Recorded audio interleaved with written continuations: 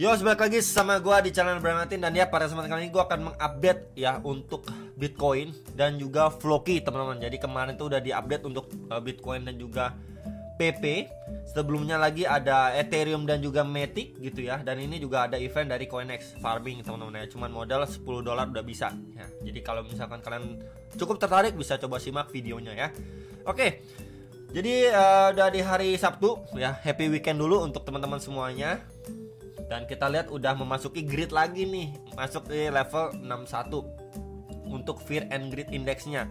Dan overall market ya weekend hijau lagi, teman, hijau royo ya. Bitcoinnya kita lihat 24 jam terakhir hampir 4%, Ethereum 2,5% gitu ya, BNB 3,5%, Solana lumayan naiknya ya 5,5%, XRP juga lumayan 6,7%, dan yang lainnya ada Avax, Chainlink juga ya.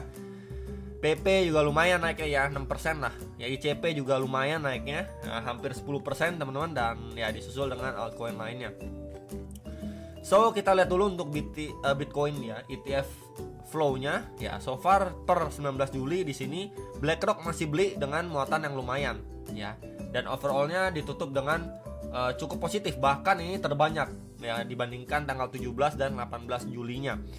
Jadi kalau misalkan kita lihat di sini pun ya so far masih melanjutkan pembelian kembali ya dari institusi, walaupun di minggu depan itu ada ETF Ethereum. Jadi sekali lagi saya reminder untuk lebih berhati-hati ya, jangan FOMO kalau misalkan dari hari ini besok gitu ya, Senin, Selasa sampai ETF spot Ethereum benar-benar berlangsung, itu FOMO waktu hijau-hijau takutnya sell on the news gitu ya, akhirnya nyangkut lagi di pojok waktu koreksi, nggak bisa beli lagi gitu ya. Jadi itu sedikit reminder dari saya. Kita lihat untuk liquidity statement untuk time frame 24 jam terakhir ini cukup tebal ya. Di bagian atas sebenarnya udah kejemput ya di 66.950-an dolar itu udah kejemput, dan akhirnya dia koreksi agak sideways gitu ya. Bagian bawah yang lumayan tebal kita bisa lihat di daerah 65.600-an dan di 64.900-an dolar. Jadi untuk lapis atas dan bawahnya tadi juga sudah saya mention ya, untuk terdekatnya. Minimal kalau kita lihat time frame 3 harinya, nah ini yang tebal itu ada di level area 64.900-an dan di 62.976 dolar. Jadi ini adalah beberapa area yang perlu dipertimbangkan sama teman-teman kalau memang nanti dia koreksi terlebih dulu. Ya, ataupun nanti koreksinya misalkan wah dari per hari ini masih naik, besok masih naik ya, kalian lihat di hari Senin seperti apa. Kalau misalkan memang dari lower time frame udah tanda-tanda adanya mau koreksi, kemungkinan besar akan visit dua area ini ya untuk si Bitcoinnya. Dan kalau kita lihat secara daily, update secara daily, sebenarnya si Bitcoin ini cuman adanya rejection ya, kemudian dia retest lagi nih ke 63 ribuan something aja udah lanjut naik lagi. Dan target pertamanya ini udah ke achieve ya. Ya di garis putih tengah-tengah ini di 66.500-an dolar ini sebenarnya udah ke achieve tuh. Kalau misalkan saya hubungkan secara garis aja nih, satu garis aja mewakili sebelumnya SNR yang cukup berpengaruh lah pada pergerakan Bitcoin. Tadi itu saya sempat nge-spike sampai 67.400-an dolar, tapi closing akhirnya agak terpukul mundur ya, 66.700 dolar closingnya. Dan kalau memang tren ini masih positif ya kemungkinan besar ya sampai ya minimal weekend ini dia akan mencoba push higher ke level 68 sampai 70 ribu dolar. Jadi sekali lagi bisa diperhatikan untuk si Bitcoinnya. Dan ya palingan itu update untuk secara daily ya, nggak banyak yang bisa diomongkan untuk posisi saat ini karena memang terakhir kali dia up ya, kemudian retracement sedikit aja udah up lagi. Jadi kalau trennya masih positif seperti ini ya kemungkinan besar dia akan visit next area target gitu ya. Kita bisa lihat juga di sini adanya bull candle cukup besar. Ya, tinggal kita lihat follow up bersama-sama aja ya. Kemudian untuk si Bitcoin, nah ini dia ya. Secara time frame hourly ini adalah outlook yang kemarin juga sudah saya sampaikan ya, atau sharingkan gitu ya.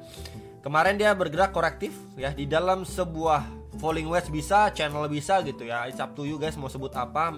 Yang penting ketika dia koreksi terbawahnya pun dia visit area support sebelumnya ya, di sekitar 63 ribuan something gitu ya. Di sini aja lapis atas dia udah mampu bertahan gitu ya, dia nggak breakdown. Dan waktu dia breakoutnya pun kita bisa lihat sebelumnya ya, di sini seperti false break ya, closing di bawah, adanya rejection strong, and then sideways lagi, akhirnya dia melanjutkan penguatannya kembali ya. Di sini akhirnya dia benar-benar mampu untuk break. Sebenarnya ini sempat nih satu candle ini sempat retest ya pada, sebentar nih coba saya zoom lagi time frame 15 menit. Nah di sini teman-teman tuh ya. Testing terhadap MA21 nih. Ya di area sininya. Jadi dia sempat retest kemudian up. Nah, posisi saat ini gimana, Bro? Sebenarnya posisi saat ini kita bisa hubungkan juga sebuah trendline. Ya, resisten, ini support. Nah, dia bergerak juga turun bertahap, korektif banget di dalam sebuah channel. Sebenarnya dia udah break, teman-teman. Udah break, tapi breaknya itu kita bisa lihat ya, nggak cukup tenaga. Dia malah cuman create base aja nih. Tuh, sideways aja teman-teman di area sini. Ya. Jadi ini adalah area atau range yang perlu sekali teman-teman perhatikan, dan untuk lapis bawahnya di area sini. Ya, di area sini. Nah, ya. Karena terakhir kali kita bisa lihat secara bersama-sama ini adanya retracement. Ya. Kemudian lanjut naik lagi di sini juga. Testing kemudian adanya reaksi pemantulan. Jadi ini adalah key levelnya di sekitar 66.166 sampai 66.300-an dolar. Jadi let's say Bitcoin ya dia breakdown pun ya dari si range channel ini sekedar fake out aja, testing area sini, kemudian nanti teman-teman lihat di sini adanya reaksi yang signifikan balik lagi ke sini gitu ya. Nah, ini adanya pertanda untuk Bitcoin mungkin ngejar lagi 68.000 dolar. Ya, what if kalau ini yang terjadi teman-teman, sekali lagi. Ya, tapi kalau area range bawah ini, key levelnya ini di breakdown sama si Bitcoin kurang lebih seperti ini. Dia closing di bawah ya. Naiknya cukup korektif. Nah, ini possible untuk dia bahkan ngetes lagi ke 65.000-an dolar untuk si Bitcoinnya. Jadi sekali lagi bisa diperhatikan ini adalah key level ya. Box putih ini adalah key level. Minimal kalau itu terbreakdown ya udah tahu ya ke arah mana, teman-teman. Next kita bahas untuk Floki. Nah, Floki sendiri ini adalah gambaran yang sebelumnya sempat saya sharingkan juga. Pembahasan Floki terakhir itu kayaknya nggak terlalu jauh dan ya lumayan jauh ternyata ya. 12 hari yang lalu nih ya ada pembahasan untuk Floki, dan ya kita lihat update-nya. Sebenarnya Floki itu terakhir update di sini ya, di range ini, dan akhirnya udah mengalami pemantulan signifikan juga. So secara daily-nya di sini pas nih ya, garis orange ini adalah sebelumnya SNR yang cukup strong untuk si Floki secara daily. Ini percobaan pertama tanggal 16 Juli, kemudian 17 Juli ya, sampai di 19 Juli pun belum mampu di break. Nah, sekarang posisinya dia baru ongoing lah ya, ongoing berada di atas area tersebut. Jadi kalau closing next di atas 0,00190722 dolar ini mampu, berarti next area target untuk Floki di range area ini tuh. Coba saya tandain secara daily. Nah, di sini. Ya, next areanya di sekitar 0,00020664 sampai 21632 dolar untuk Floki next target, teman-teman. Ya, jadi sekali lagi bisa diperhatikan untuk next area target di area ini. Nah, untuk secara daily. Nah, meanwhile sebenarnya kalau misalkan kita ngomongin Floki, di sini balik lagi ya pembahasannya. Floki ini adalah salah satu meme coin yang cukup kuat ya dibandingin koin-koin lain. Kenapa? Dia bahkan tidak turun sampai setengahnya dari low sebelumnya, teman-teman. Ya, dia masih stay aja sideways, malah bisa dibilang ini lebih kuat daripada Ethereum. Kenapa seperti itu? Kalau misalkan kemarin kita bahas Ethereum, dia memang masih sama-sama sideways, tapi setidaknya range sideways-nya ini kan di box hijau bawah ini nih. Ya, ini coba saya tandain deh dengan warna yang lebih terang. Sebentar. Nah, ininya juga warna hijau. Nah, ya. Di sini, teman-teman. Ya, jadi untuk Ethereum sendiri dia visit lagi nih, setidaknya kayak gini, visit gitu baru mantul gitu ya. Tapi untuk Floki, even tail candle-nya aja nih nggak nyentuh, nggak masuk ke box warna hijau ini tuh. Ya, nggak nyentuh, teman-teman. Jadi that's why kenapa saya bilang Floki ini lebih kuat, dan tail candle-nya pun kita bisa lihat cukup panjang juga di sini. Walaupun sebelumnya ini sempat ketahan ya di previous SNR dia nih. Ya di sekitar 0,015081 sampai 15447 dolar. Ya, ketahan, dan di sini coba kita lihat juga time frame 4 jamnya. And then ya ini kita bisa lihat ya, sebelumnya ini sempat breakdown. Ya, ini dari triangle pattern-nya sempat breakdown. Tapi breakdown-nya pun cuman create base nih, tuh. Ya, breakdown-nya pun cuman create base, teman-teman.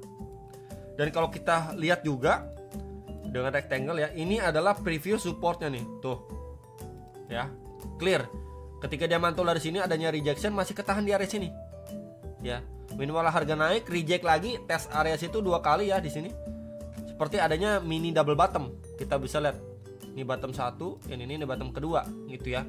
Break dari neckline-nya ya, break, retest, cakep banget, lanjut naik, teman-teman. Ini benar-benar cakep banget untuk si Floki ya, time frame 4 jamnya.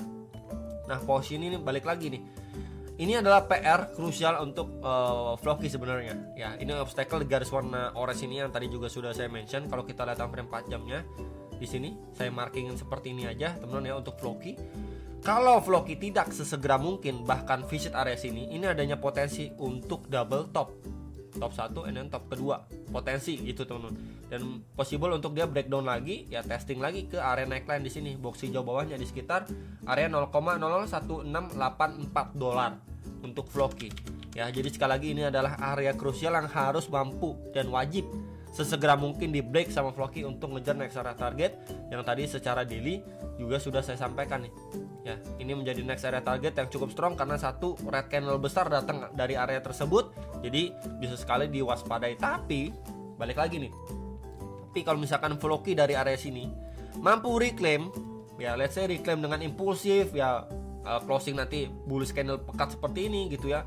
Wah, waktu retracement ke sini itu possible untuk mengejar next area target. Ya, ini udah bagus banget, momentum bagus banget untuk Floki. Ya, ketika memang nanti teman-teman lihat power untuk dia naiknya impulsif seperti ini. Ya, balik lagi.